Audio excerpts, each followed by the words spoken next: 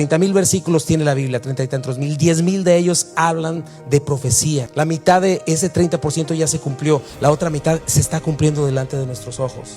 Y todavía no estamos hablando de Mateo 24 en guerras, rumores de guerras, desastres naturales, terremotos, volcanes, tsunamis, eso que ya no le dan publicidad, pero va en aumento. Y el Señor dijo que esos son dolores de parto, y cuando las cosas comiencen a suceder, levanta tu mirada, porque tu redención está cerca, dice el Señor. Entonces es necesario tener esta visión. Estas cosas son necesarias en nuestras vidas, así como todos los demás principios bíblicos. Tenemos que establecer por qué razón tengo que poner en orden mi matrimonio, por qué razón tengo que ser obediente al Señor, por qué razón tengo que servir y hacer lo que Dios me manda. Viene juicio, vienen recompensas, viene pérdida. ¿Qué vas a hacer? No podemos ser los mismos cristianos ignorantes, tibios. Dios nos llama a creer, Dios nos llama a crecer y a entender estas cosas, porque yo no soy el que las está diciendo. ¿Sabes quién los está diciendo? La palabra de Dios, viva y eficaz.